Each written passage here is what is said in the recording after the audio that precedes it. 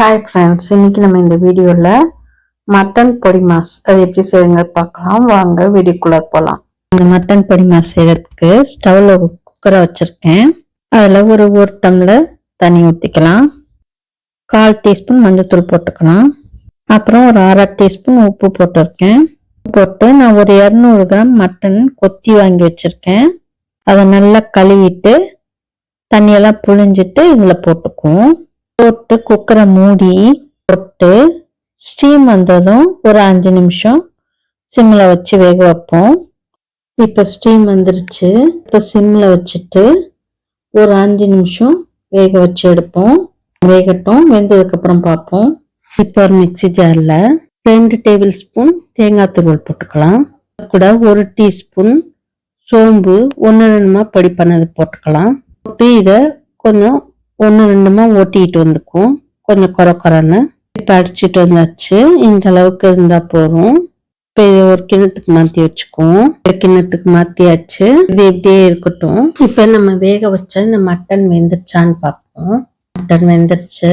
தண்ணியிலேருந்து இந்த மட்டனை மட்டும் தனியாக எடுத்துக்குவோம். தனியாக எடுத்து ஒரு கிண்ணத்துல வச்சுக்குவோம். இந்த தண்ணியை நீங்கள் சூப் வச்சு குடிக்கலாம். இல்லைன்னா நம்ம குழம்பு வச்சோம்னா அதில் கூட நீங்கள் சேர்த்துக்கலாம். இப்போ இந்த மட்டனை நம்ம ஆறுனதும் பொடி பண்ணிட்டு வந்துக்குவோம். ஆறட்டும். இது ஆறிச்சு மிக்சி ஜாரில் போட்டு பொடி பண்ணிட்டு வந்துக்குவோம். இது ஆறுறதுக்குள்ளார நம்ம தாளிச்சுக்குவோம். ஸ்டவ்ல ஒரு தவா வச்சிருக்கேன். அதில் ஒரு 2 டேபிள் ஸ்பூன் எண்ணெய் ஊற்றிக்கலாம். எண்ணெய் ஊற்றி சூடானதும் 1 டீஸ்பூன் சோம்பு போட்டுக்கலாம். சோம்பு பொரியட்டும். சோம்பு பொரிஞ்சதும் ஒரு 2 பெரிய வெங்காயத்தை இந்த மாதிரி நல்லா பொடியாக கட் பண்ணிட்டு அதை போட்டுக்கலாம். போட்டு வதக்கி விட்டுக்குவோம். இது கூட கொஞ்சம் கறிவேப்பிலையை போட்டுக்குவோம். போட்டு நல்லா வெங்காயம் வதங்கட்டும். வெங்காயம் வதங்கினதும் அதில் 1 டீஸ்பூன் இஞ்சி பூண்டு விழுது போட்டுக்கிறேன். போட்டுட்டு இஞ்சி பூண்டோட பச்சை வாசனை போட்டோம். இஞ்சி பூண்டோட பச்சை வாசனை போனதும் ஒரு 1/4 டீஸ்பூன் மஞ்சள்தூள் போட்டுக்கலாம். அப்புறம் 1 டீஸ்பூன் மிளகாய்த்தூள், 1/2 டீஸ்பூன் தனியா பொடி, ஒரு 1/2 டீஸ்பூன் ஜீரகப்பொடி, 1/4 டீஸ்பூன் கரம் மசாலா போட்டு இது எல்லாத்தையும் நல்லா கலந்து விட்டுக்குவோம். அப்புறம் இதில் ஒரு 1/2 டீஸ்பூன் உப்பு போட்டுக்கிறேன். ஏற்கனவே நம்ம உப்பு போட்டிருக்கோம், அதனால பார்த்துக்கிட்டு போட்டுக்கோங்க. மட்டன் வேக வைக்கும் போது உப்பு போட்டோன்னே, அதனால பார்த்துட்டு போட்டுக்கோங்க. இதில் ஒரு 1/4 டம்ளர் தண்ணி ஊற்றிருக்கேன்.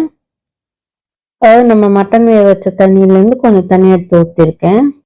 அப்புறம் ஒரு 1/4 டம்ளர் தண்ணி ஊற்றி மொத்தம் 1/2 டம்ளர் தண்ணி ஊற்றிருக்கேன். இந்த மசாலாவோட பச்சை வாசனையெல்லாம் போட்டோம். இதை மூடி ஒரு 10 நிமிஷம் கொதிக்கட்டும். இப்போ திறந்து பார்ப்போம். மசாலாவோட பச்சை வாசனையெல்லாம் போயிடுச்சு. நல்லா மிக்ஸ் பண்ணி விட்டுட்டு நம்ம அடிச்சு வச்ச இந்த மாதிரி அடிச்சு வச்சிருக்கேன் பாருங்க, இந்த மட்டனை இதில் போட்டுக்குவோம். போட்டு இதை நல்லா மிக்ஸ் பண்ணி விட்டுக்குவோம். இந்த ஸ்டேஜ்ல உப்பு காரம்லாம் பார்த்துக்கோங்க. மிக்ஸ் பண்ணி விட்டுட்டு இதுல இருக்க இந்த ஈரப்பதம்லாம் போற வரைக்கும் நம்ம வறுத்து விட்டுக்குவோம்.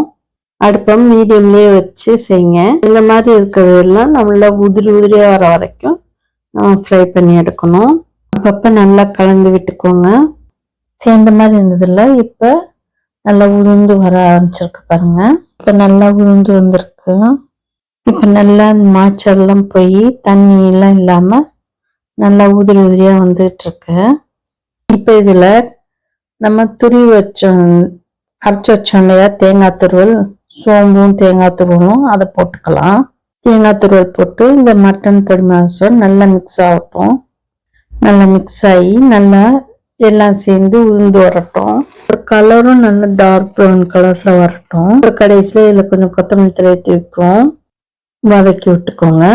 சரி, இந்த மாதிரி இருந்துச்சு. இப்போ நல்லா உதிரியா வந்துடுச்சு பாருங்க. கொத்தமல்லி நீங்க விருப்பப்பட்டீங்கன்னா போட்டுக்கோங்க, இல்லாட்டினா விட்டுருங்க.